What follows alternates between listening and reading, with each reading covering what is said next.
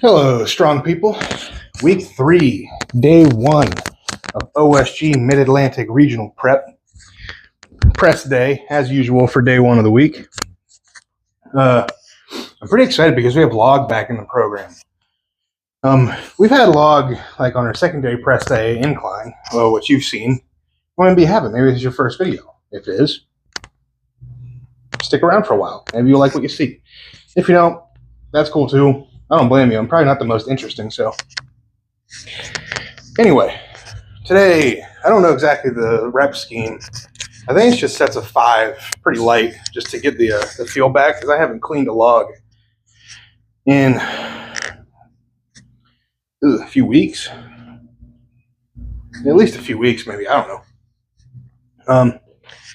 I already did a little bit of a warm-up, and by a little bit of a warm-up, I mean I picked up some dog poop out of the yard so my wife could mow without hitting any landmines. So, of course, it's very important work. Sweating it a little bit, just a little bit. But, it needs done. You got to warm up. So, I don't have a whole lot else to say. I'm just itching to do the online qualifier, honestly. I don't know. I haven't been excited. Like, I get excited for every show. I'm just like, but whenever you do the same show multiple times, or like the second time at nationals, I was not as nervous as the first time. It's just like and this is a whole new thing for me. I've never done an online qualifier like this before, so I think that is exciting to me. And I get to do a true max. Usually it shows.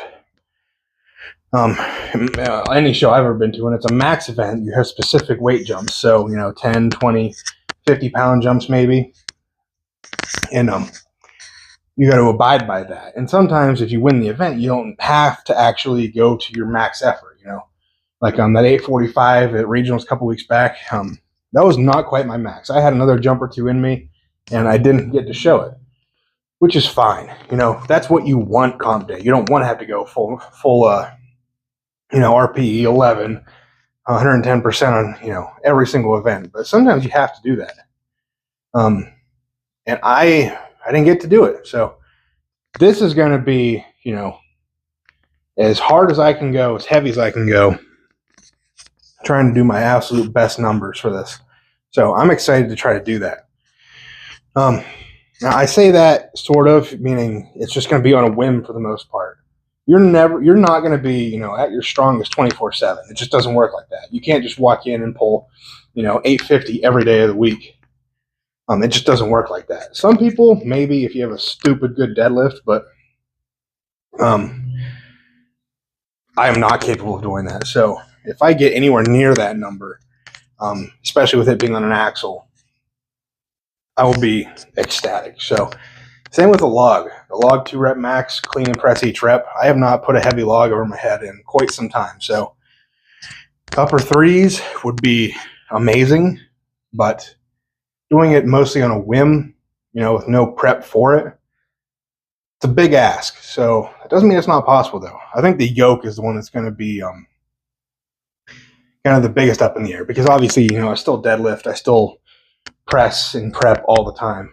Yoke, you only train if it's in your show, and it's not in the next show. And I haven't touched it since regionals a few weeks back. So that doesn't seem like a long time. But whenever you're going from a speed yoke event, like a 700-pound yoke, I can do that in like 8 to 10 seconds, maybe a little bit faster on a great day. I don't know what it was, the day of the show. It doesn't really matter. But that is way different than throwing on the heaviest yoke you can handle and going 20 feet with it. It's like 2 whole different events. Yeah. Because I know training for that 1,000-pound one in Olympic City back in March, it was like not even yoke. It's yoke, but the way you have to do it, 700 feels way different than 800, sort of. I don't think the gap there is as crazy. But from 850 to like 950, 1,000, that feels massive. It feels like a whole new thing. So that's the one where I'm a little bit worried that my body won't be accustomed to that heavy of a weight. So That's going to be day of. Let's see what we got. All of these events are, but that one especially, just because I haven't trained for a really heavy yoke in a few months. And that was my first time ever going even close to that heavy on a yoke. So to be able to go back there and go heavier, hopefully, I don't know. That's going to be a tall ask too, but I'm up for it. Up for at least trying. So we'll stop yapping and we'll just do a true warm up and we'll get into some log press. So let's go.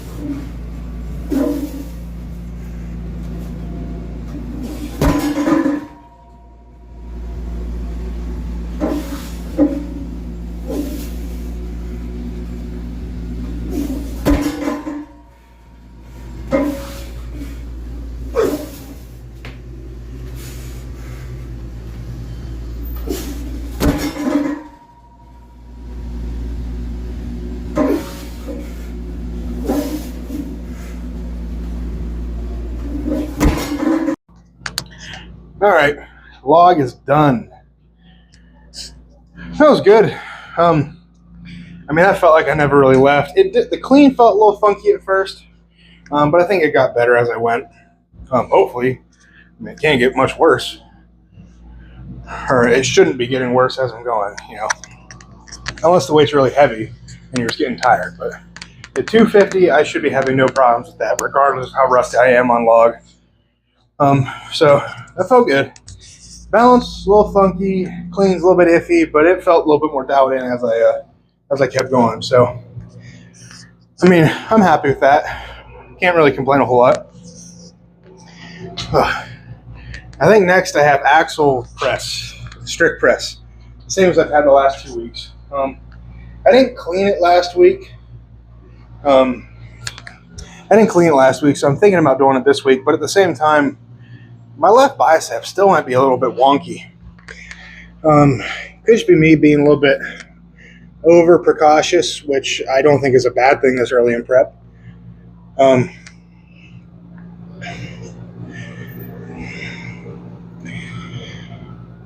think I'm going to clean it. I think I'm going to do the clean from the floor. Oh, it's a good angle for you right there. So I'm going to clean it from the floor. If I feel anything warming up, not happening. I'm just calling it. Moving it to the rack and pressing from there. So, yeah, we'll do that. Side note, My energy is just like gone after the first 2 sets, which should not be the case. What I've been using for pre-workout recently is literally whatever I have in my bag left over from the Arnold. If you've never gone to the Arnold in Ohio, you get your money's worth in free samples easily. So that's basically what I've been doing. I've been using free samples, and I've been using Chris Bumstead's. I think it's called Savage, Savage with the lisp. I think that's what that one's called. It's really good. I never noticed much of a crash from it. I think I had like 2 or 3 samples. I think 3. Was it 4? It might have been 4 samples. I think I had it for like a full week. And I think I ran out of that. At least I couldn't find any in the bag. So I opted for a Celsius pack. Don't do it. The taste was fine. I should have known whenever I drank it, and at the bottom of my shaker cup was just a clump. It hit my tongue, and I almost threw up instantly because I just wasn't expecting it. The taste is pretty good, though. But yeah, I got a massive clump at the end of my pre-workout, and I was like, what? And I was just left a bad taste in my mouth after that. Metaphorically, it did taste pretty good. But I was up here, and I'm down here already. So I cracked open a Gatorade, maybe get my glucose levels up a little bit. Help. I don't need a ton of energy for this session, but I still want to feel good. So I'm going to strip off the log, put it away, get the axle out, and then I think it's the same weight. I almost just knocked the safety bar off. I think it's the same weight as the last 2 weeks, and then next week we go up. So week 1, 2, and 3, the weight stays the same, reps go up. Next week, I think the reps stay about the same, and then weights go up slightly. So let's get the axle out.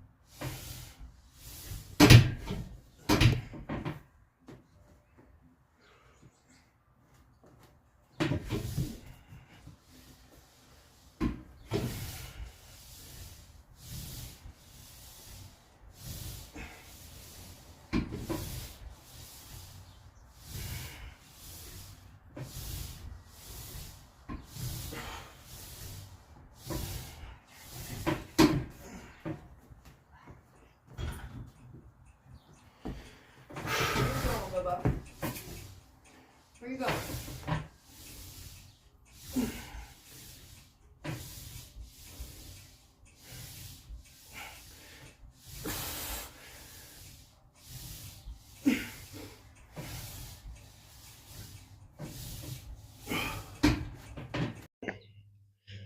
Whew. Axle press is done. Not as good as last week, but I would say just as good as the week before. So I'm okay with that. Reason being is because log clean and press is, I think it's more taxing than circus dumbbell, kind of. Circus dumbbell is more of a throw and catch. On log press, you can throw and catch a little bit, but you definitely got to use a little bit more strength to finish the lift. I don't know. That's just how I feel about it. Plus, I did clean the axle this week versus last week. I did not. So I think I did 10 reps on both sets. I may have been able to push for one or two more on both, but just not worth it. So I was happy with how my arm felt. Didn't feel like it was hurting or anything. Of course, it's still light, 248 pounds, 250, whatever. But I'm happy with it. Getting better. The positioning feels better, and I think that's what I like most. Just because I haven't pressed on a straight bar in a while. I did leading into what was it, regionals, but like it wasn't strict press. Strict press on an axle versus a log is so different. They're starting to feel better though, and yeah, I don't really have much else to say about that other than looking forward to pushing axle a little bit more. And then I did some. Oh yeah, what are those called? Single arm lat pull downs. I recorded those right after axle just because I didn't feel like talking yet. My wife was still mowing, so it was just too loud. I love single arm lat pull downs. I swear by those now. Especially with the pause at the bottom, that makes those things so much more difficult. I got to looking at like Iron Podium. If you don't know, that's where like the majority, almost all of the strongman competitions are posted. So if you're looking for a show, go to ironpodium.com and you can type in like your zip code and it'll show you what shows are around you, and you can separate by like USS, Strongman Corp. I don't know if that feature works that well. I could be wrong. But the people who run Iron Podium are awesome. So huge shout out to them, because without them, this would be way harder to organize. And I don't even think Iron Podium existed when I first started Strongman. So I could be wrong about that. I feel like it was like in its beginning stages. Maybe. I don't know. I think I signed up for my first show via Facebook. So I could be wrong. But either way, I got to looking on Iron Podium and just like other shows later in the year, because I'm considering doing USS Nationals next year. And to bug just flew in my hair. And to do that, I need to do a USS show to qualify. And so that's kind of what I was looking for later in the year.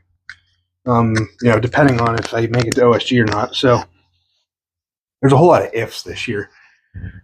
If I make it to OSG, then that's pretty much off the table. But if I don't, maybe we'll hop into a USS show, just because it is easy to qualify for those. Easier, I should say, considering that the whole podium gets to go. And later in the year, I don't think as many people do shows. So if you find a show with 3 people, boom, you're in. I don't want to do it that way. I'd like to win. I don't show up to lose. So, but that's what I would like to do. I'd like to possibly do a USS show later in the year or early next year to maybe qualify for their nationals.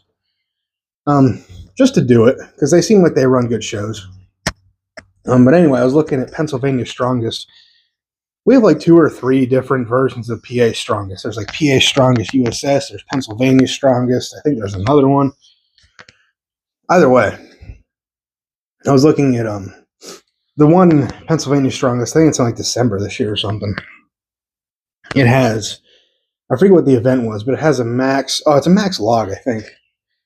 And state records are up for grabs there. So They had a link to like the Pennsylvania state records. I don't know how up to date most of them are. A lot of them are, like most of them. And I was just looking, and it was kind of cool. I don't value state records really all that much, unless you're in like a crazy strong state, which I would say Pennsylvania is up there. It's getting like, I think our area in general, like Ohio, Western PA, no, not even Western, all of PA, Northern like West Virginia and New York. I think altogether we have a really strong area. So I do think state records mean a little bit. If you're in like Texas or something, there's a lot of strong people down in Texas. So I think state records down there mean a lot. But anyway, I was looking at other state records in PA, and I have unofficially like 4 of them. So that was cool. I don't really have any interest in like pursuing those records or anything. So it's just, it's whatever. But it was log. I pressed a 400 log. The record's like 380. That wasn't updated on the website, but it was 370 to some other guy. My buddy broke that at a Polar Express last year in December. I believe December it was. He hit 375. I got to judge that. It was really cool. And then another dude broke it and hit 380, I believe, at PA Dutch in March. But I've hit 400, so in theory I could have that record. Don't really, I would never be like, oh, I've hit that record in training. It only counts if you do it in competition, obviously. Circus dumbbell is like 210, 215, which is kind of low. I don't think many people do a max circus dumbbell in competitions. And I've hit 220 on that. I think my other buddy hit 220 as well. So it's not like that one's super uncommon. The max deadlift, I hit 845 the other day along with regionals, along with 3 other people. So technically, if that was, up for state record, I think we'd all share that one at 845. It was in suits, though. At least I pulled it in a suit. Another guy pulled it in a suit, and the other 2 did not. So I don't know if they separate it by suit like that. I feel like they should. So that was cool. And the record before was set by Tom Evans, who is a world's strongest man competitor, Arnold competitor, professional strongman. That's pretty cool. The other one was 18-inch deadlift, which I share that record with one of my buddies. It's like 770, so it's nothing crazy. I've done 855 in training, and that was, I don't even know what that was for. I think there may be a couple other records. There's a max stone, but I'm not strong at stones. My other buddy does have that record, though, 465, and he's been training for that 5. I don't know if it's 520. I think it's 520 stone. That's a legit, 500-pound stone's no joke. I hope he gets that one day. But it's just kind of cool to see where I kind of sit in the state. So, I don't know. All I know is I think I've killed too much time now. I've been sitting here talking for 8 minutes, and I need to move on to the next exercise. So these videos are getting longer and longer by the day, it seems. I don't know if that's a good thing or a bad thing, but we'll go with it for now. All right. So I'm going to speed up. Not speed up, but like try to go through this fairly quick while still, making it feel good or bad or a good pump. If you like the pump, go for it. It feels good then. If you don't, then it's bad. Basically, I'm doing some band crunches. I think that's what they're called. I just realized before I do this, I need to weigh this rack down. I mean, that should be fine, but oh no, that scares me.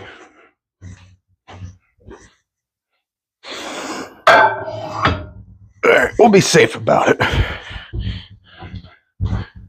I say safe very loosely. As safe as dumb stuff can be. Get all this stuff out of the way. If I really wanted to be safe, I could have just thrown those 50 kg plates on, but they're heavy and I don't want to pick them up right now. All right.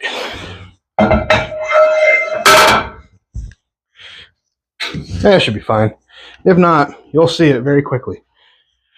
I think these are 3 sets of 12. I don't think I normally use double bands on these, but I don't know. Maybe things are different today. Come this way.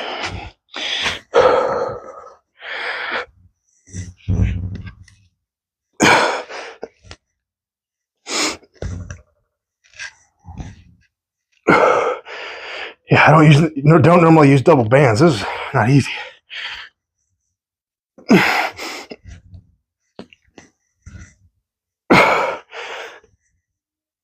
Are you counting?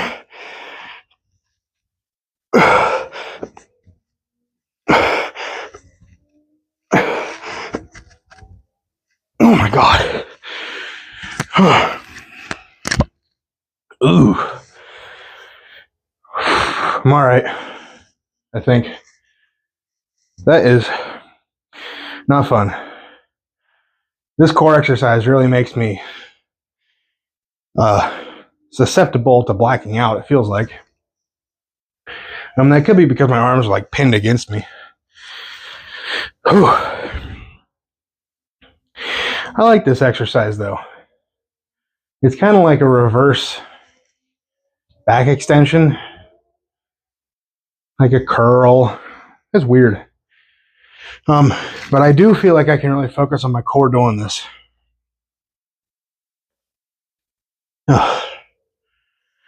I don't want to take too long rest, but I may have to drop down. I have to drop down to 1 band after this to get in that last set.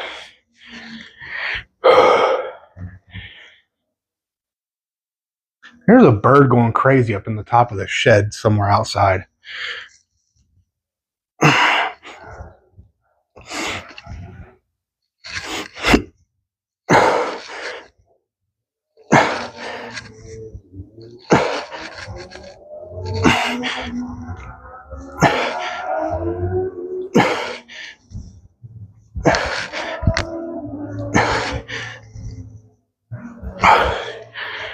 I don't know if you can hear it, but there's some motorcycles absolutely hammering on it.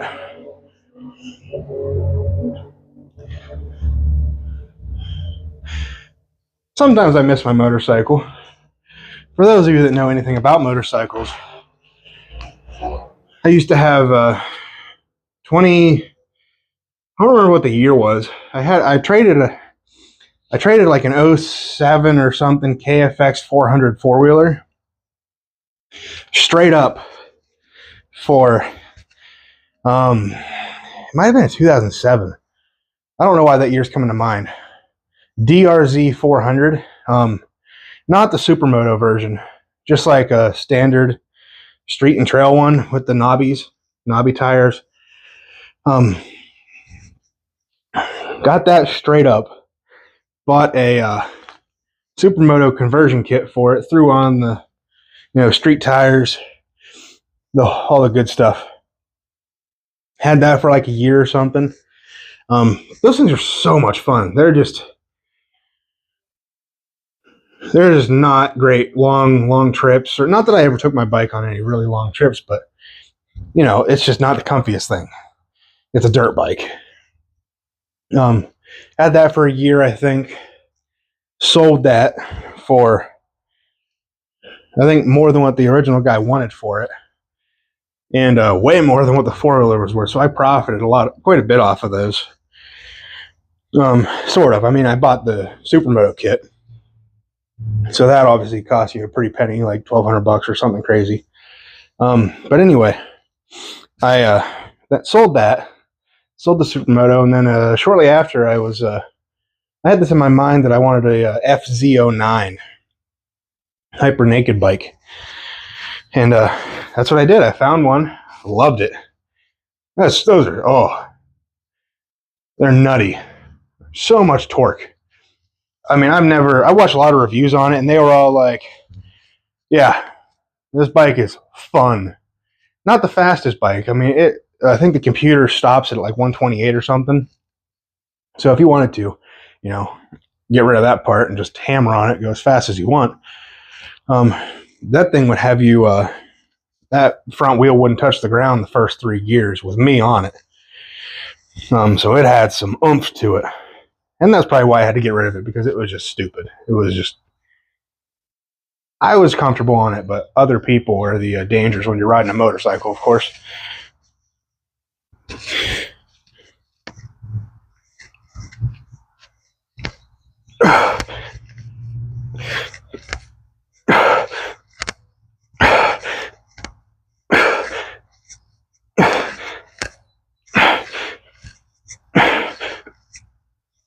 I don't think that was 12, but yeah.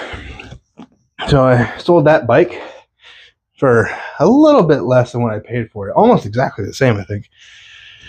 And then I used all that money to put the down payment on my Impreza I have out there. So I was wheeling and dealing. I miss that.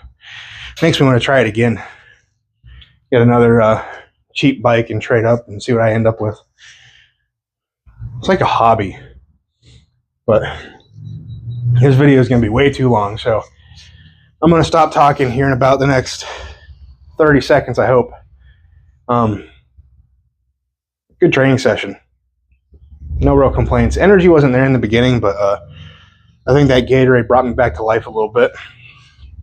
So the plan is to have tomorrow off, deadlift Wednesday, Thursday another press session probably. It's the 4th of July Thursday. So probably get that one in early. Friday, rest day. Saturday, going down to 580. I'm planning on trying to do an OSG qualifier event or two this weekend. I'm undecided which one I want to do, though. If you made it this far in the video, I kind of want to hear your opinion. So I'm going to do the yoke this weekend for sure. At least give it a go. But I'm torn between doing the log and doing the deadlift.